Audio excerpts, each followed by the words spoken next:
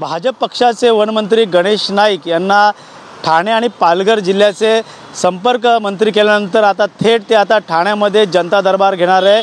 येत्या 24 तारखेला ठाण्यातील खारकळवाडी या ठिकाणी ते जनता दरबार घेणार। त्यामुळे नक्कीच याकडे सर्वांचंच लक्ष लागले आहे। ठाण्यात विविध ठिकाणी आता बॅनरबाजी झळकताना आपल्याला पाहायला मिळत आहे। ठाण्यातील हरिनिवास सर्कल या ठिकाणी देखील आता गणेश नाईक यांचे जनता दरबारचे बॅनर या ठिकाणी झळकताना आपल्याला पाहायला मिळत आहे। ठाण्यातील महाजनवाडी हॉल खारकळवाडी या ठिकाणी हा जनता दरबार असणार आहे। त्यामुळे या अगोदर देखील गणेश नाईक यांनी ठाण्यामध्ये दौरा केला होता। मागे गणेश उत्सवाला देखील त्यांनी या ठिकाणी उपस्थिती दर्शवली होती। त्यावेळेस देखील त्यांनी सांगितले होते की अडीअडचणीसाठी आता अधिकाऱ्यांच्या देखील बैठका घेतल्या जातील। त्यामुळे नक्कीच नागरिकांच्या असेल, भाजपच्या असेल, इतर लोकांच्या समस्या सोडवण्यासाठी हा जनता दरबार असणार आहे। त्यामुळे कुठेतरी शिंदे गटात असेल या शिवसेनेमध्ये आणि भाजपमध्ये शीतयुद्ध रंगताना आपल्याला पाहायला मिळत होतं। त्यामुळे या अगोदर देखील राष्ट्रवादीमध्ये असताना गणेश नाईक हे ठाण्याचे पालकमंत्री होते।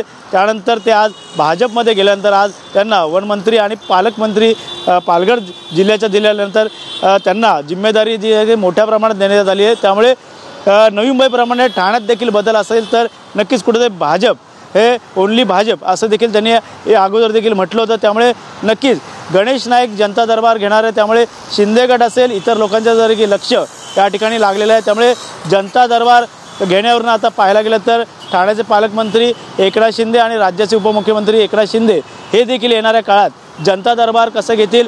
त्यामुळे येणाऱ्या निवडणुकीत आता पाहायला गेलं तर भाजप कशाप्रकारे 100% भाजप या ठिकाणी करता येईल यासाठी देखील त्यांना जनसंपर्क प्रमुख मंत्री या ठिकाणी करण्यात आलेले आहे गणेश नाईक यांना। त्यामुळे भाजप वाढीमागे देखील हे आता जनता दरबार हा कशा प्रकारचं लक्ष वेधणार हे देखील आता पाहणं गरजेचं राहणार आहे। Camera Rupesh Ganesh Surat, TV9 Marathi, Thane.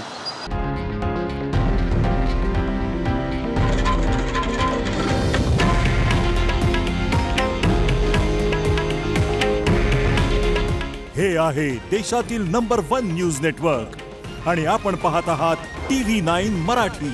काळजी तुमची, हित महाराष्ट्राचं।